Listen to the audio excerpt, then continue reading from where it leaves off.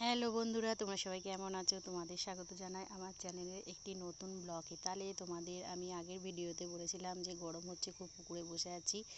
এবার দুপুরবেলা ঘুগনিটা করে নেবো। এবার আলু ফালু কাটা হয়ে গেছে, আদা রসুন কাটা হয়ে গেছে, ঘুগনি করে নেবো। আর একটা পদ্ধতিতে রুটি বানাবো, সেটা তোমাদের সঙ্গে শেয়ার করব। তোমরা ভিডিওটা দেখতে থাকো।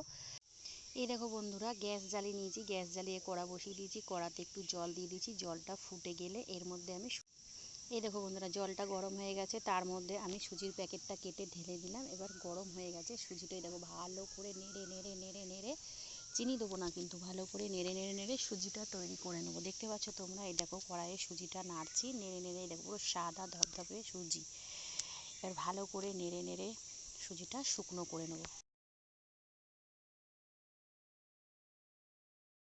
সুজিটা করা হয়ে গেছে বন্ধুরা, তারপর সুজিটা একটা পাত্রই ঢেলে রেখেছি। এইবার আর ময়দাটা মাখবো।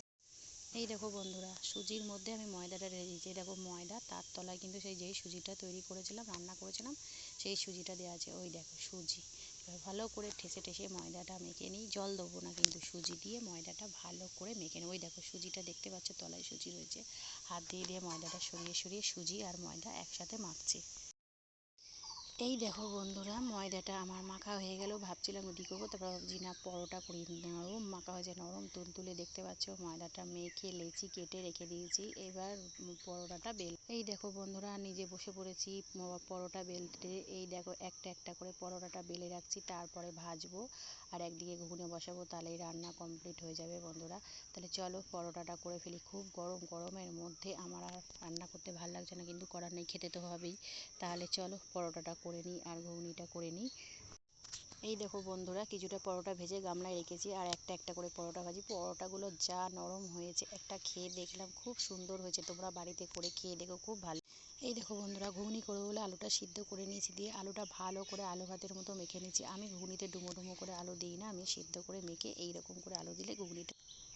এই দেখো বন্ধুরা, আলু মাখাটা দিয়ে দিয়েছি। এর মধ্যে আদা রসুন পেঁয়াজ গরম মশলা লঙ্কা গুঁড়ো হলুদ গুঁড়ো দিয়ে ভালো করে কষিয়ে নিচ্ছি। কষানো হয়ে গেলে তারপর মটরটা, মশলাটা তো বন্ধু কষানো হয়ে গেছে, তাহলে ওর মধ্যে মটরটা দিয়ে নিয়েছি। দিয়ে আলু মশলা দিয়ে যেটা কষিয়েছিলাম সেটা এবার ভালো করে কষিয়ে নেবো, দিয়ে জল দিয়ে দেবো। তাহলে এই ঘুগনিটা আমার হয়ে যাবে। দেখতে পাচ্ছ কি সুন্দর লাল লাল। এই দেখো বন্ধুরা, ঘুগনি আমার রেডি। তাহলে লাল লাল ঝাল ঝাল ঘুগনি করা হয়ে গেল, পরোটাও করা হয়ে গেল। দেখতে পাচ্ছ বন্ধুরা, গরম গরম পরোটার ঘুগনি। এই দেখো কি সুন্দর হয়েছে। আলু ডুমো ডুমো করে দিই না, আলু এরকম করেই দিলে ঘুগনিটা খেতে খুব টেস্ট হয়। আর এই যে পরোটাও হয়ে গেছে, পরোটাও আমার রেডি। ঢাকা দিয়ে রেখে তাহলে বন্ধুরা, সুজি দিয়ে আর ময়দা দিয়ে পরোটা বানালাম আজকে নতুন করে।